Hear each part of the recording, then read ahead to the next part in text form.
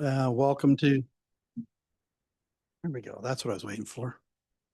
Well, welcome to the City of Atascadero Planning Commission meeting for Tuesday, April 1st. We'll go ahead and log to this meeting has started at 6 p.m. And we'll start with the Pledge of Allegiance led by Commissioner Farrell.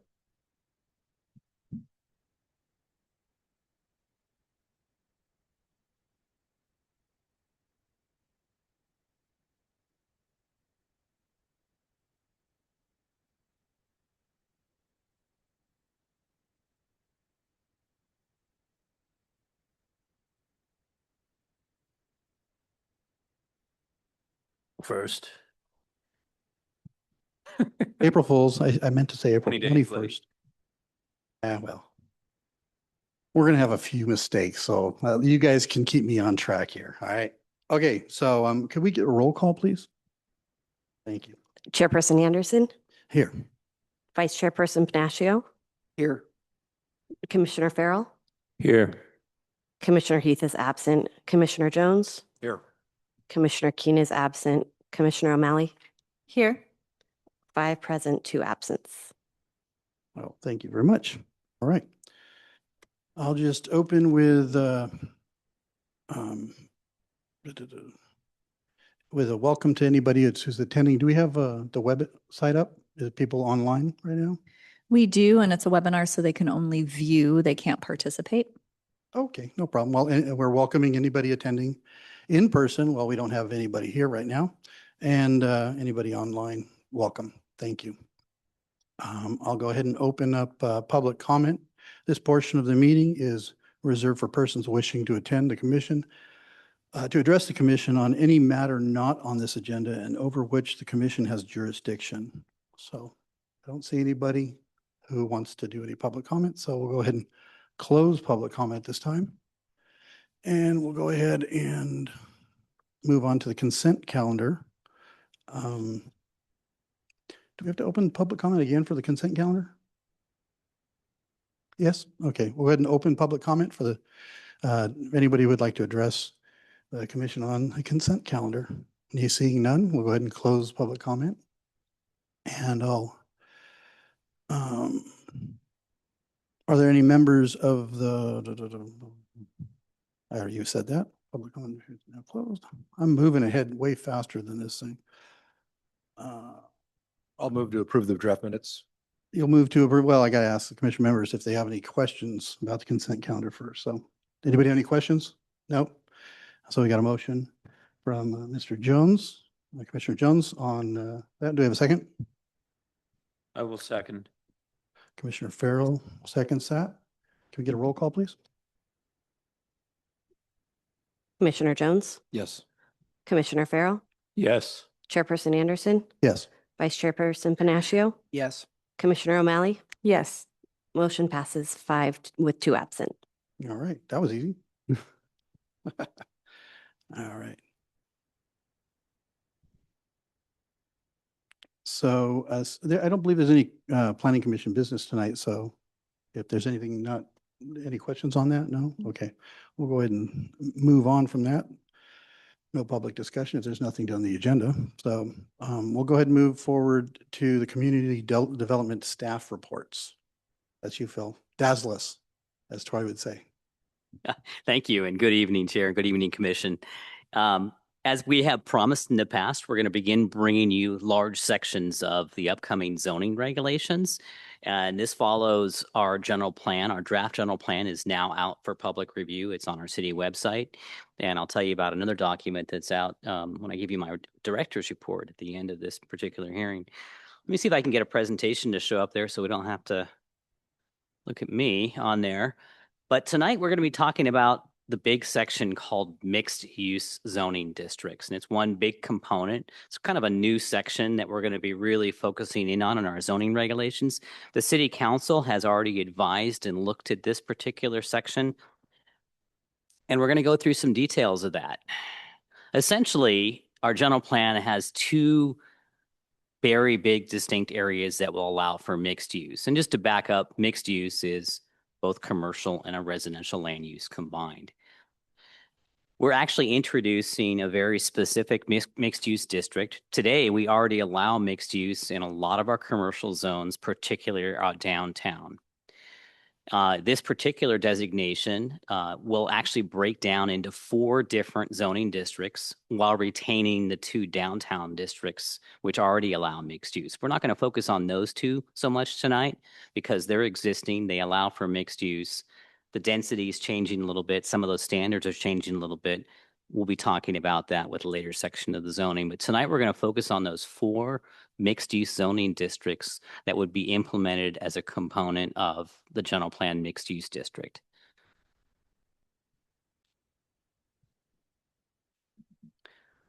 So looking at the overall zoning map, and this is the new one, right, Kelly? This is the new map to be introduced. This is a draft form, and this basically echoes what we saw council sort of endorse as the general plan map. You can see those 2 zones, the purple colors in the chart on the left-hand side. And this next map will actually focus down and specifically just show exactly where those are. There's some mixed use along Morrill Road. There's some in the very north end of town. There's already a project ongoing right now at the Del Rio Marketplace where you've got the Valley Fresh Market, and there's mixed use actually already in there, and we're reflecting that in this new zoning. There's some just south of Del Rio Road on El Camino Real. There's some across the freeway there on San Ramon. And then as you head south, there's some additional mixed use there near the San Anselmo and El Camino Real intersection. Some additional at San Paulo on the other side of the freeway, and some additional on various components of El Camino Real.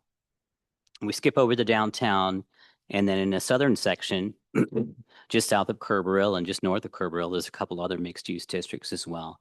So today already, we allow mixed use with a conditional use permit in our commercial retail zones. What this does is it shifts gears a bit and becomes a little more specific and a little more directional about where mixed use is by actually adopting a mixed use district and adopting specific standards, specific density, and specific parameters in each of these particular zones to implement the new general plan. Really, they're done to provide this mixture of residential and commercial to create a vibrant activity node, really to redevelop some of these areas. What we're seeing in these areas, we're being very specific about this mixed use district, is they're underutilized properties. For example, think of the area north of downtown. You've got a long section there where you get north of Rosario Avenue all the way up to San Jacinto, where you've got one side of El Camino Real that's actually just a freeway. The other side is a sort of a hodgepodge mixture. There's some houses in there. You've got a fuel station. You've got some odd commercial uses. It's an area that doesn't have enough land, enough sort of vacant land, enough opportunity where it's not going to really become vibrant commercial. What's the other option? Go up, do mixed use, encourage investment in these sites.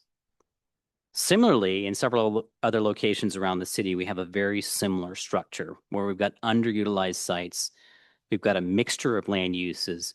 Essentially, our city is plagued by 7 miles of urban sprawl. How do we get away from that? By being very specific about other things that can go in these areas. So as we get in further into zoning, as we bring you other sections later on, you'll see how it all fits together, because we'll be talking about the other commercial districts next later on, and we'll be talking about how those are adapting and changing and how we're really trying to focus development at certain specific nodes and retain commercial at certain specific areas where we know it can be successful, and then having these other areas shift entirely. Now, when it comes down to mixed use, it's not just residential above commercial. It might be residential adjacent to commercial.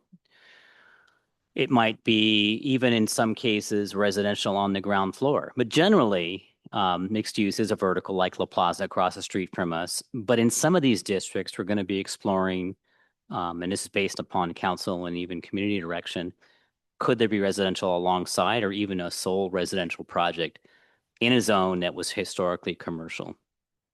Now, the picture on the right is generally why we've had zoning traditionally. We used to have noxious commercial land uses, and you wanted to separate things out. Modern land uses, modern commercial really isn't that way. We now can kind of mix things together, but there's still land uses that aren't compatible. So there's things like if you've got an automotive land use that's towing or high intensity manufacturing, things that are warehousing where you've got, vehicles that are backing up and beeping, or you've got construction storage, things like that. Veterinarian is on there. You're wondering why that wouldn't be compatible? Mostly because those also act as animal lodging facilities, where, there could be barking dogs at night, things like that. But there are things that are compatible, in certain zones, and maybe they need a use permit. For example, something that's a drive-through land use or a larger retail use. In some cases, those might be okay, but we put those in a category of conditional use permit. So I'm going to let Kelly talk about some of the details. We're going to go through each of these mixed-use zones. There's 4 of them because there's different locations in the city that kind of cater to different things, whether they're vertical, whether they're horizontal, whether they're higher density or lower density.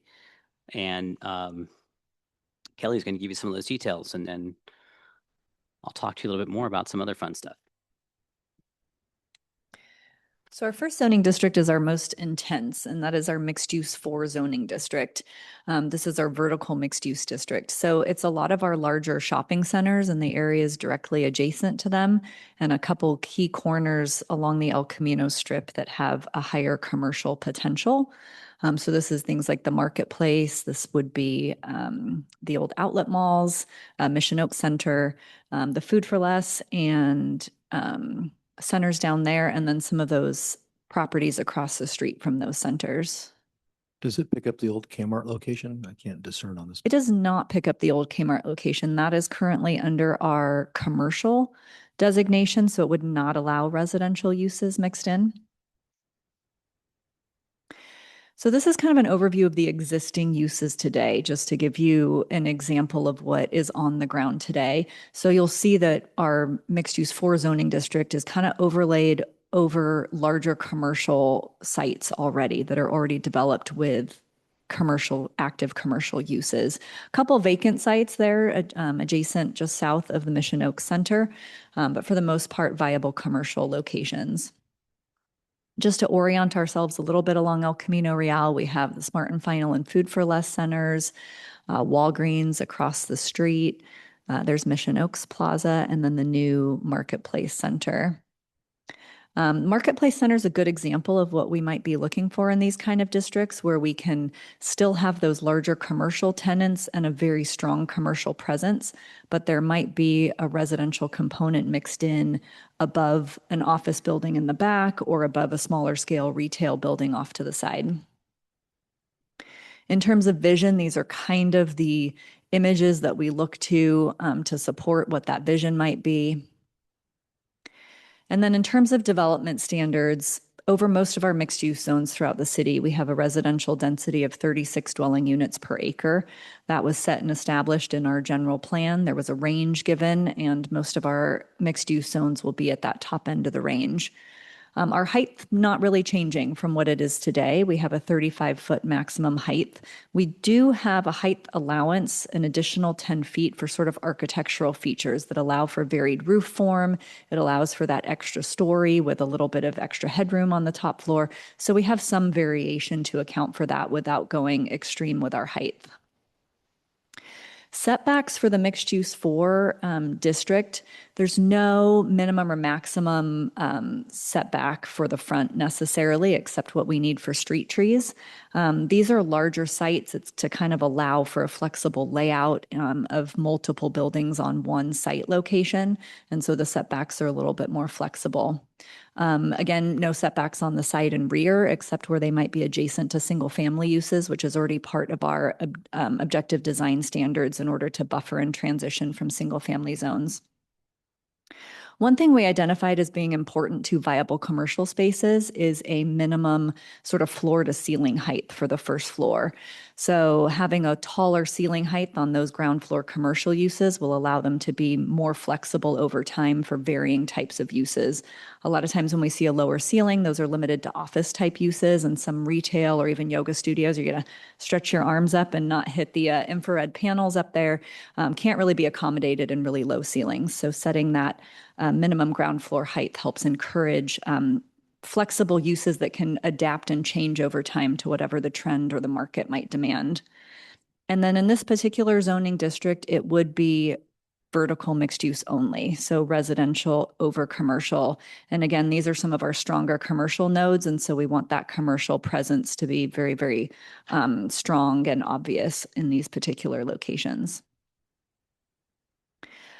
This is just kind of an image of what is in our objective design standards when we say transitions and setbacks to single family zones. So there's still options to build closer to the property line, but there is some sort of wedding caking or setting a building back farther in order to sort of protect that transition to single family residential areas.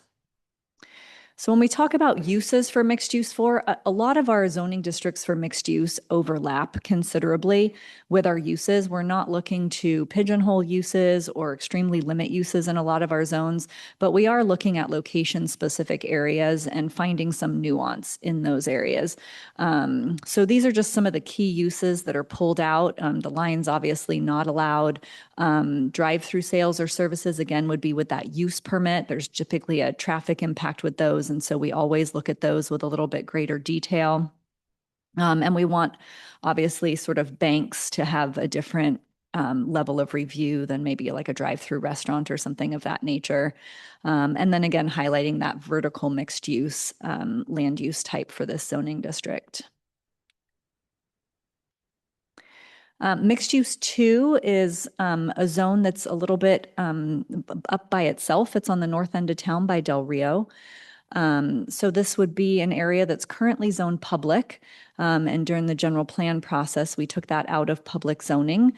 We did originally put it into commercial innovation flex, but when we looked at the transition to the existing single family neighborhoods surrounding that, it was felt that mixed use would provide a better transition to those uses. One of the different parts about this zoning district is the density, which we'll get to in a minute. So existing uses you can see here are varied. So there are some existing civic uses, which I believe include a couple churches.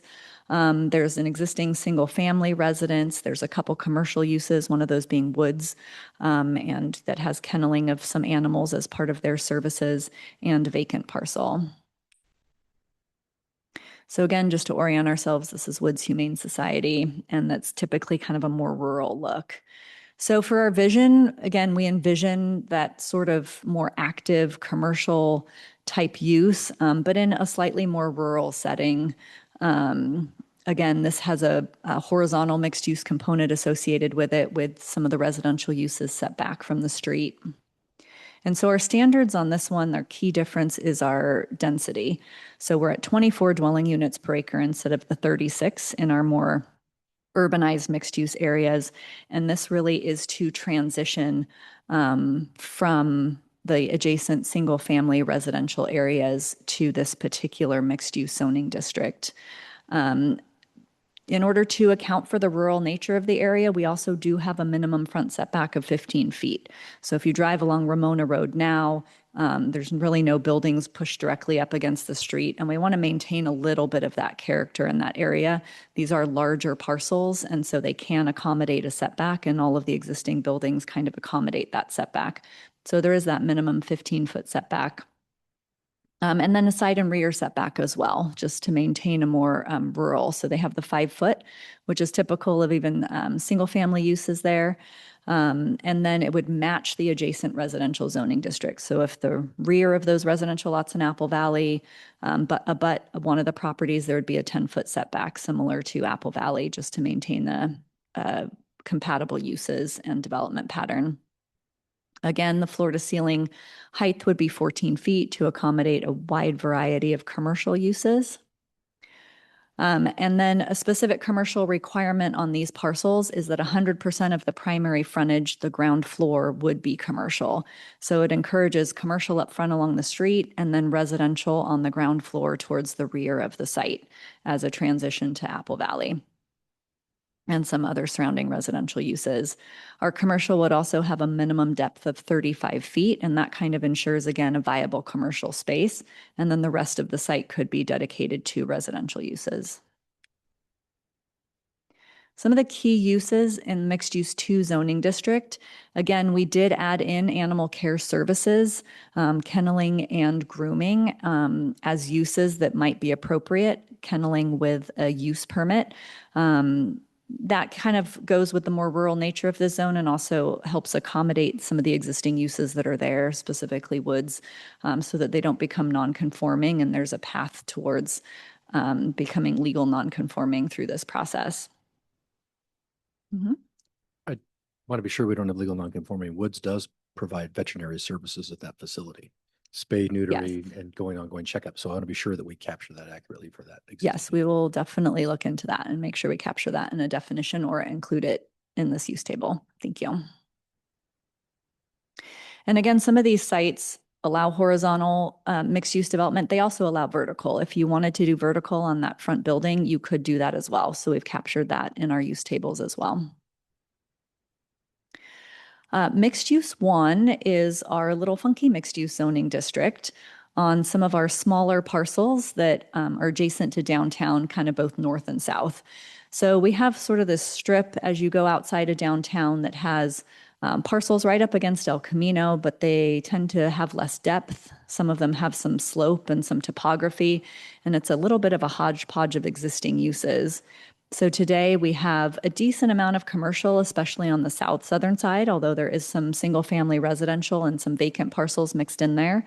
And then on the northern side of downtown, there's just a mix of multifamily, single family, and some commercial uses. So just to orient ourselves, here we are kind of on the more southern area where Human Bean is, and some existing shopping centers that have some commercial components, some residential type structures next door that bounce kind of back and forth between residential and commercial uses, our little vacant vineyard. Here we're getting into Adobe Plaza and some of the uses adjacent to that. I think that is our mortuary services there in that little brick building. Used to be a preschool, I believe. But we can kind of see there's kind of a hodgepodge of uses. We have an old colony home. These are some residential, some commercial uses. And then, of course, our new sort of mixed use project, which is Grand Oaks. Again, a little bit of vision pictures. So these are a little bit more urban and pushed up to the street, looking for that vertical element, perhaps along the street. There might be some options where there is 100% residential as well. So again, density at 36 units per acre. Our setbacks are a little bit greater for commercial. It's a maximum of 15 feet. So we want enough setback to accommodate street trees, but we also want the buildings absolutely pushed towards the street for some of that commercial viability and vibrancy. So you kind of have a little window where you can put the building, but we don't want a large sea of parking in between the sidewalk and the building. And then residential would have a minimum to make sure that, again, compatible and not directly up against a sidewalk with people peering into the any of their more residential uses.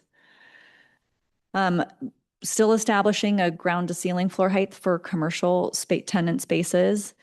And then this is where this zone's a little bit different for the commercial requirement. So as I briefly mentioned before, you can do 100% residential development on one of these sites with an administrative use permit. So a lot of these sites are not conducive to commercial uses and commercial vibrancy. And so there will be findings in our code, such as topography, slope, maybe size of the property, aspect of the property. where it's just not viable as a commercial property, even with a small amount of commercial pushed up towards the front. And so through that AUP process, somebody could do 100% multifamily project on these properties. Some of the key uses for mixed use one, I think this is an old slide, actually. It was adult oriented businesses because we did have existing Diamond Adult World, but I think our solution is to move our zoning line over to put that into the commercial zone so that we don't have that filtering through the mixed use one zoning district. Again, animal care services with grooming. We do have some of those uses existing currently. Drive-through uses with an AUP, multifamily residential with an AUP, and vehicle service stations with a use permit, as we do have some existing ones that we can accommodate depending on their location. So I think we're going to pause at this point. We have one more mixed use district to do, but I believe a commissioner has a conflict of interest in that zone. So we wanted to give an opportunity to pause for any sort of discussion or comments on those 3 zoning districts that we've gone over so far.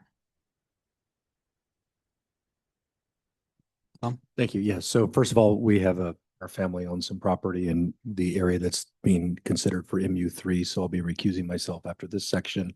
And since we don't have any further business, I won't be returning. So I'm going to let you know that. Second, I do want to be sure that we don't miss the opportunity. We're doing this general plan to consider that Kmart area through the old Ford dealership and down where the auction house is. Now that area to me is adjacent to the public transportation corridor, and it's probably struggling the most of all our commercial activities in the area. So I think that would be an area that would be much more attractive for redevelopment than, say, Smart and Final. I don't know that that's likely because it's being successful today. So I hope that we consider that is on any one of these, but probably the MU1 or MU4.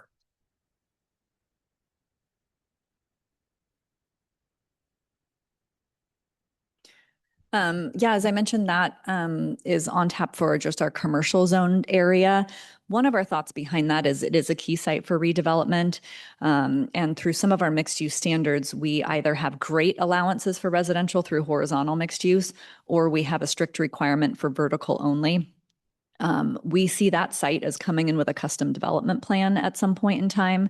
And so there is an opportunity to look at something very specific for those properties when they come in, but sort of pre-putting them under something that has a little bit more lenient or more strict standards, we felt would not align well with what that area might need. And one of the reasons for that is it's at a significant commercial node. And when you see the commercial nodes like San Anselmo or Highway 41 or Kerberville, these areas tend to promote the significant commercial activity and kind of create their own commercial thing.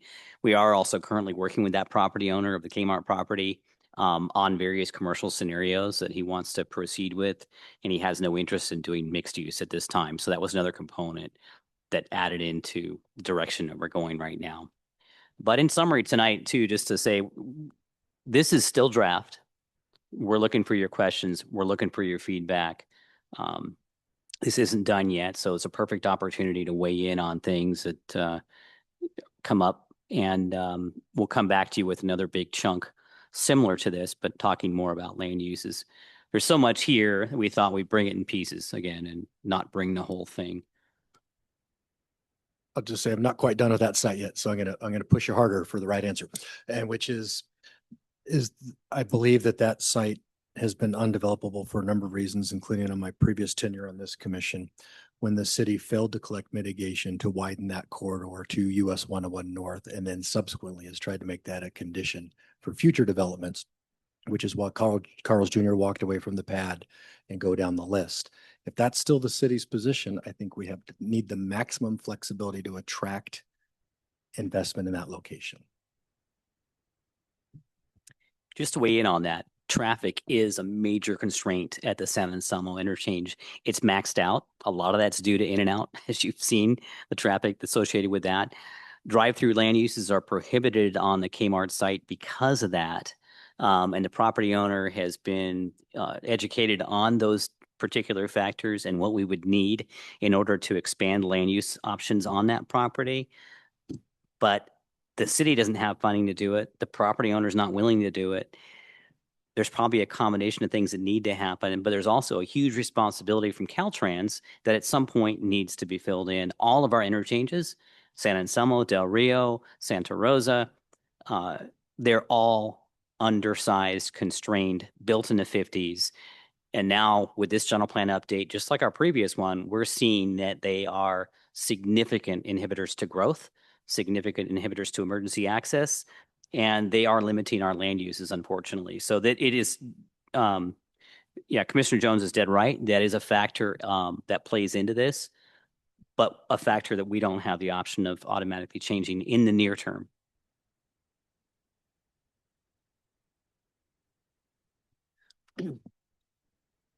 Thank you, Commissioner Jones. I have a question about MU2. I'm just curious what the concept is for that area. It seems currently a lot of commercial uses closer to downtown are struggling even with the increased population inherent to being downtown. And some of the isolated commercial uses across the highway traditionally seem to be struggling. So I'm curious why MU2, why the city's going to isolate more commercial mixed use across the highway in an area that's not developed.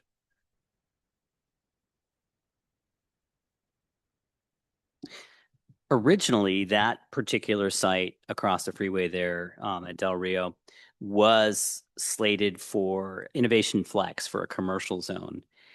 Council specifically provided direction to look at mixed use as an alternative for that particular location. That's where we're going based on the council's direction. The other factor there that we have to consider is compatibility with the neighborhood, with Apple Valley. And so it was felt at that point that something like light industrial, commercial innovation might be a conflict for those land uses. And so those things can still happen. You can still have good commercial uses there. Now you have the option of adding residential as another factor. So I think it was thought that that was more lucrative and that would attract more investment into those particular sites.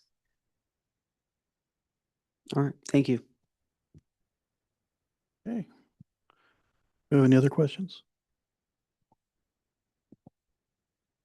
All right, well, I had a question maybe off topic. I mean, I know, you know, the city has very limited ability in who buys what, but I like to see local investment and people with the ability to buy property and develop it and make it individual wealth for their families and growth rather than large corporations who just like buy swaths of land, you know? So and this might be a silly question. I have no idea. I've never asked this question. Is there a way that we can put a first right of refusal on conditional use permits for local investment? I doubt, but I do not believe that that has been held up by the courts. A lot of times people have tried to do that for residential projects specifically, and that has not held up unless it's been through a development agreement. But what I can say is because we subdivided in 1913, we don't have large swaths that can be purchased for larger scale development already. And so we do see a lot of local investment on smaller parcels where they're a little bit more developable with a lower level of investment, but for family businesses. so no Disneyland? Likely not. We're always hoping for a Costco, but I'm not sure we'll get there There either. you go. Okay, well, thank you for indulging me on that question. All righty. Any other questions? Any other discussion? No? Okay. All right, you ready to talk about number 3 or Yeah, there's our one more zone? presentation. I'm sorry, you're right. You're not. Yeah, done. or we can You're keep, not done. or we can, No one you know, more. you can talk about final. Just because Tom left doesn't mean we're done. Yeah. So there's one more zone to talk about. So our next zoning district is mixed use 3. This one's a little bit kind of in 2 sections of the city. So the first section is up by San Anselmo, so the San Paulo Road area where there's some existing hotel and fast food uses, some vacant parcels, and a couple parcels that Commissioner Jones had alluded to across from the Kmart property, which is the old Ford site, and some of those underutilized residential properties adjacent to them. And then a majority of the mixed-use 3 zoning district is along Morrow Road. So some of the existing land uses in the area, so the San Paulo properties, there's a couple vacant properties, and most of them are built out with commercial uses, including some hotel uses over there. And then the old Ford properties and some of the properties adjacent are single-family residential, some vacant properties, and then that sort of commercial industrial use that's there today. Along Morrow Road, similar to some of the mixed-use 1 zoning district, we kind of have a hodgepodge of existing uses. So a few vacant parcels, some old multifamily developments that are existing, some commercial uses, and then some single-family uses, as well as I think the school district owns a building on the corner there at Kerberow. So just to orient ourselves, these are properties off of San Paulo Road. This is the old Ford site where 777 Auction has some of their business. And then these are some of the properties along Morrow Road. And you can see there's kind of a mixture of some newer developments, some older developments, some residential, and some commercial. So these are kind of the vision images for mixed use 3. So again, we have a little bit more urban component going on, but we would allow for some horizontal mixed use with residential units in the back, some commercial uses up front that might be office, might be retail, and then residential units above those. This is a project in San Luis that is very similar to how Morrow Road is likely to develop. So in terms of our standards, we're back up at that 36 dwelling units per acre. In terms of setbacks, again, we have a maximum setback of 15 feet. So the commercial buildings get pushed up sort of towards that primary street frontage to activate those areas.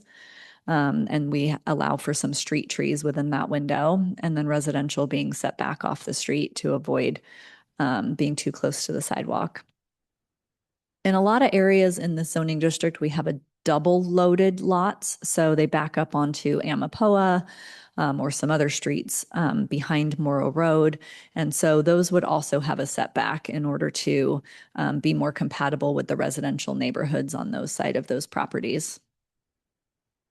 Again, the floor to ceiling ground floor height at 14 feet to really encourage a mix of any sort of commercial uses that would want to occupy those spaces.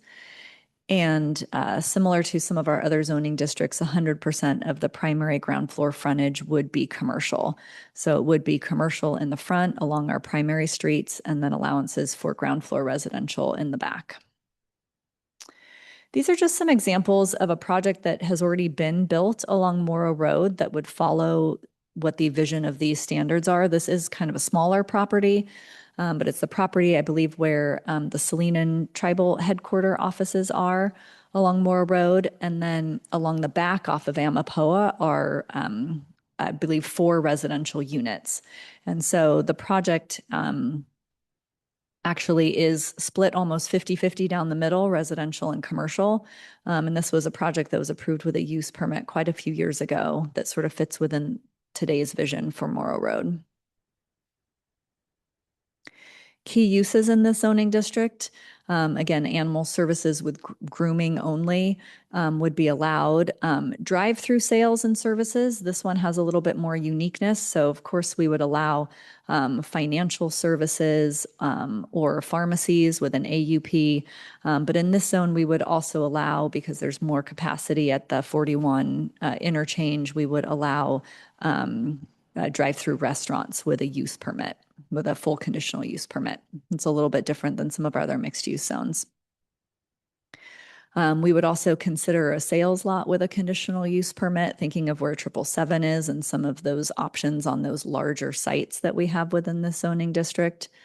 And the gas stations to accommodate some of those things along Morrow Road, because that is Highway 41 coming from Morro Bay over into Atascadero, and there are those sort of more visitor serving car oriented uses along those areas. So that is a shorter bit because we only included one zoning district. But if anybody has any comments or thoughts on mixed use 3, we would love to hear those.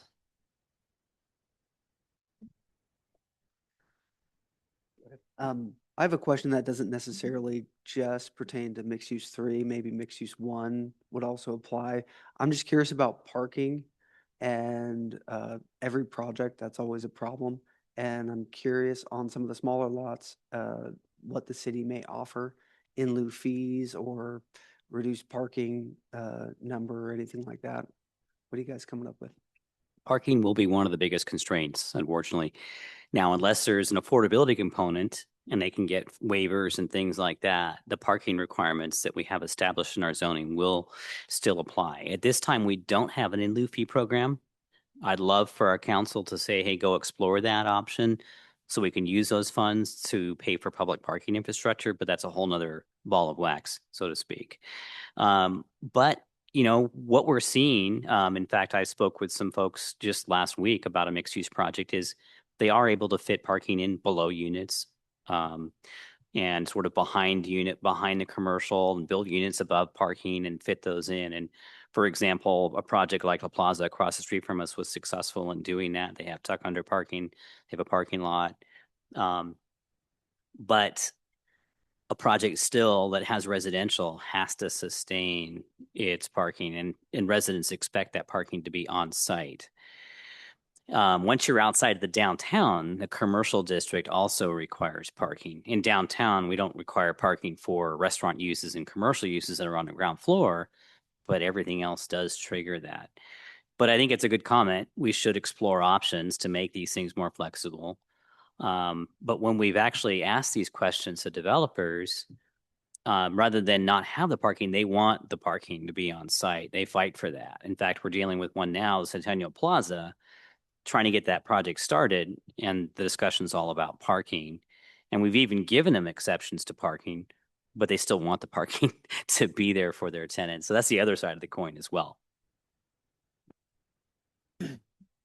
Yeah, I think that makes a lot of sense, where the walkability of the town is being so stretched out. It's really difficult. Everybody drives to wherever they're trying to go. It's an auto-oriented town, unfortunately, slowly evolving, but still transit lacks. I have a question regarding the mixed use. So with multifamily properties, you're allowed to do ADUs. And I'm working on a few in Grover Beach where you're allowed up to 8 ADUs on multifamily properties. How is that going to affect mixed use? That applies to a multifamily zoning district and a single family zoning district. And in commercial districts, it's different. And so I don't think we have an allowance for ADUs is there in a commercial district? Are they still doing that? You know, the state is kind of writing changes every few months. I haven't even kept up with them all at weeks. Dave says, in terms of what's allowed and where. But most of the allowances are in the multifamily district. So keep in mind, these mixed use districts are essentially a commercial zoning district. Commercial by itself is allowed. Residential is also allowed. In terms of ADUs, what is the allowance for ADUs? Kelly, can you remind me of that? Yeah, so it'd be similar to multifamily. And a lot of times in mixed use projects, and even with new multifamily, we're not seeing a lot of use of state law after the fact, because obviously they come up with a design, and that's a design that works, especially with a rental, project, where we're seeing ADUs on multifamily more included, especially with the new allowance for up to 8, is on sort of older existing projects that are built kind of to a lower density than we would even allow today. And then they have room and space to build those kind of ADUs. So it doesn't necessarily affect anything. The state's going to tell us what to do, when to do it, and I'm sure they'll keep adding to that law. Great, thank you. Not sure that's what you wanted to hear, but. All right. Any other questions? That was good. Maggie, no? Joey, no? All right. Okay. Well, with that, do you have any additional information for us that you'd like to finalize? Nope, that is not concluded I mean, I have a slide that Conclude our concludes our presentation, so you presentation, can- but it's pretty boring. And there's no so- action for you tonight. This is really for feedback. So if you love it, tell us. If you hate it, tell us. I was hoping to have some of the public here tonight to weigh in, but they'll be here. But anyway, Wait until they start building. yes. No, you pretty much have answered most of the questions that I've had. I don't think there's anything popping in my head right now, other than, again, the parking issues. They're always going to be there. And I don't think that that's going to go away, but we'll take that one step at a time. And there we go. Yeah, I think with the topographic constraints of the city, I think densifying makes a lot of sense. There's a lot of underutilized properties, and hopefully this spurs growth for the city. Yeah. Yeah. And we, when I was talking about earlier about the properties getting bought up, it wasn't, like buying this big swath, but sometimes, you have multiple properties along like El Camino across from the freeway north of Rosario that, 6 or 7 of them might get built, kind of like monopoly, and it can be kind of constrictive. So I'm sure you guys are going to be watching that very carefully, making sure that, everything that comes in is going to be utilized to the best benefit of the community. And I did have a concern about those properties along El Camino, north of Rosario, that back up against residential units. And what is that street back there? Not Palomar. Hermosa is back there, and then Palma is Palma, back there. So yeah. that strip. Yeah, so those are going to be interesting lots to develop, especially if you get dance club on the ground and so and then but we'll see what happens. I think that it's going to work out really great for people who want to visit Atascadero and see what we have to offer. So with that, if there aren't any further questions, and we'll go ahead and I could do one more. one comment. more question. All right, there we go. I'm just curious. So, mixed use traditionally, the reason for it is to increase walkability and things like that. You can kind of live where you eat and shop and all Right. those sorts of things. With that walkability intent, things like that, are there any other maybe traffic calming measures or other mitigation pieces that the city might be working on for, say, redevelopment along El Camino Real, the downtown, for instance, the traffic calming measures with the new parking and all that sort of stuff, I think has been very successful. And I'm just curious if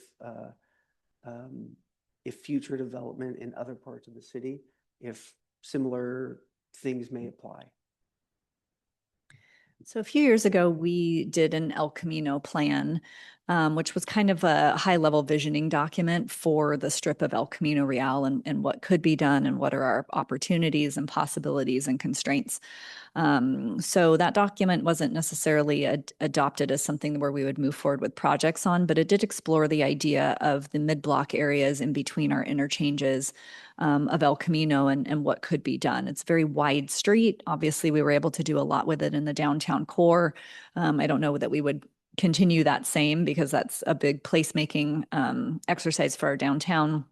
But there are potentially some options to include bulb outs to narrow down to 1 lane in each direction with some turn lanes in and out of a lot of our existing driveways in order to sort of narrow the flow of traffic.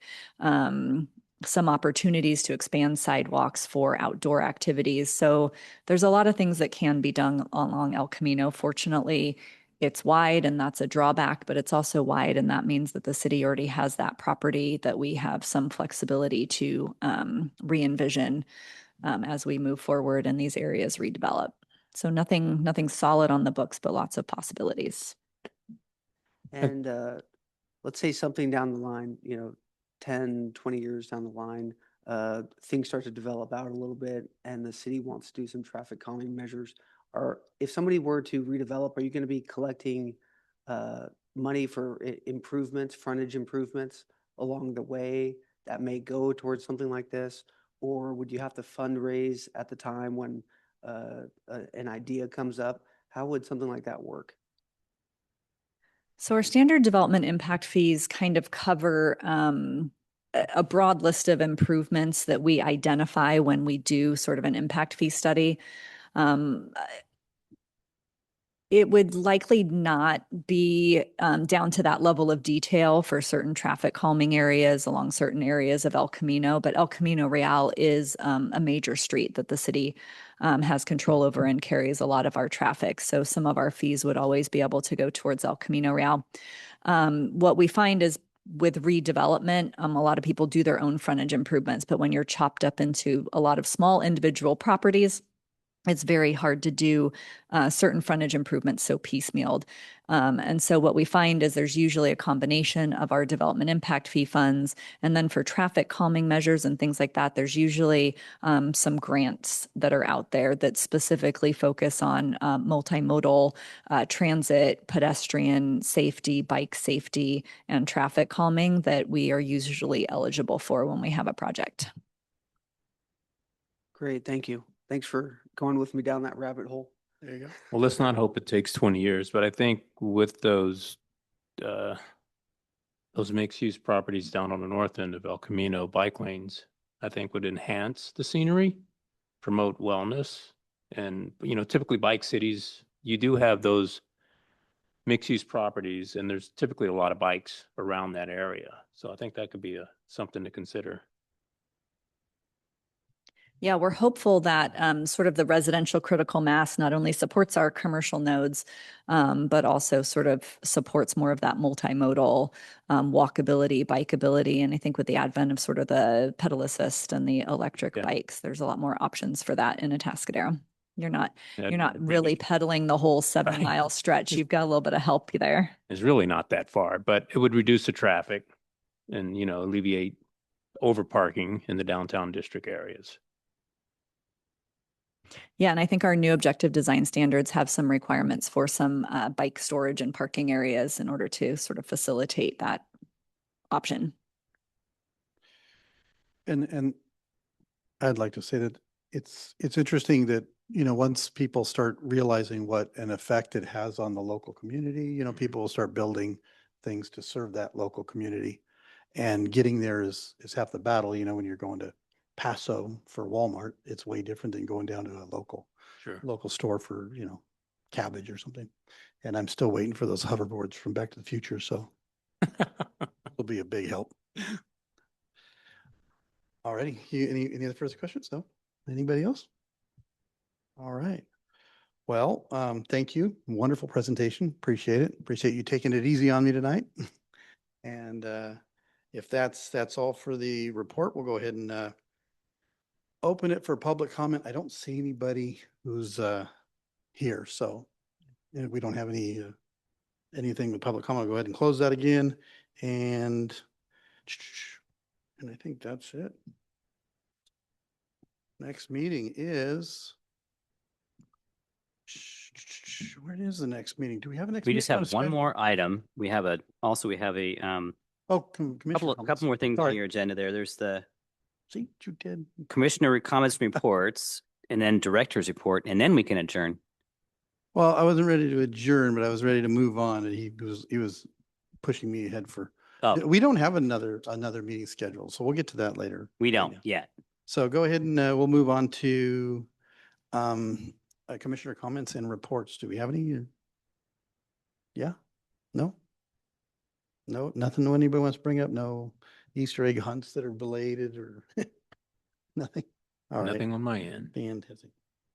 Go ahead. I would just like to comment on the city of Atascadero, probably the Parks and Rec.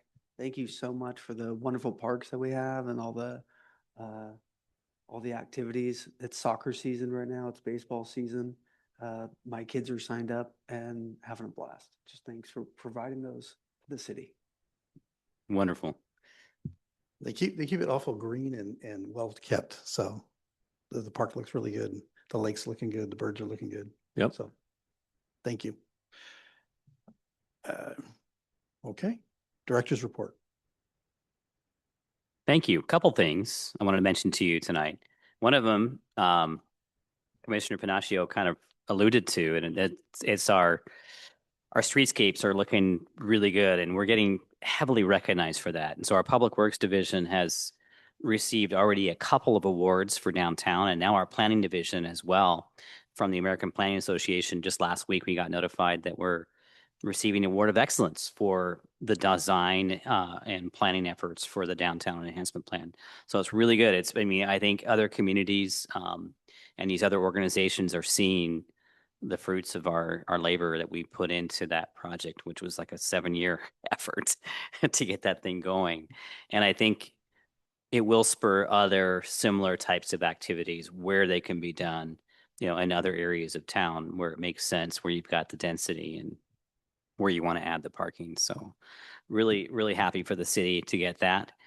The other big thing I wanted to announce is our general plan EIR is out. It's been a huge lift. Our legal team has helped tremendously. Kelly has done a tremendous amount of work on the project. Show the binder. Show the binder. Yeah, I'm going to show you the binder. It's huge. It's over 1,000 pages. You can see how thick that is. It's massive.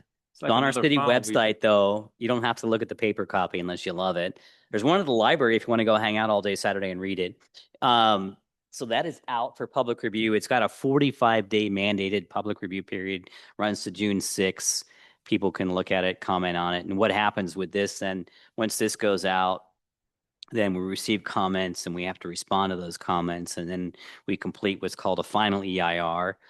And that package, along with the draft general plan, ultimately goes to you as a team and then to city council for final adoption. So this is one more piece of the puzzle that gets us there on our path to adopting the new general plan and ultimately the new zoning and all these pieces in between. But we're going to be visiting you again with several other components of the zoning and of the general plan. So pretty much all summer, and then hope to have the final adoption by September.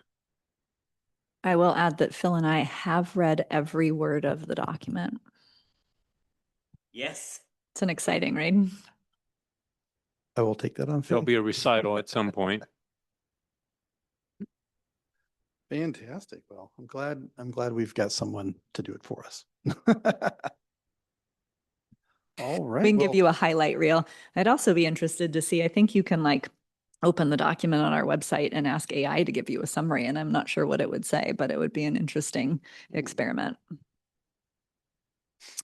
I don't know how long that summary would be. Okay, so we are done with director's report. I believe that we are open for the next meeting. It's scheduled for the beginning of May, right? I believe it's May 5th. I believe we do have an item tentatively placed on that agenda. Perfect. So do plan on having a meeting, but Crystal will keep you posted. Perfect. Cinco de Mayo. Cinco de Mayo, right after May 4th, the Star Wars Day. Okay, well, looking forward to May 5th and seeing you all again. With that, I'll go ahead and adjourn the meeting. We are adjourned.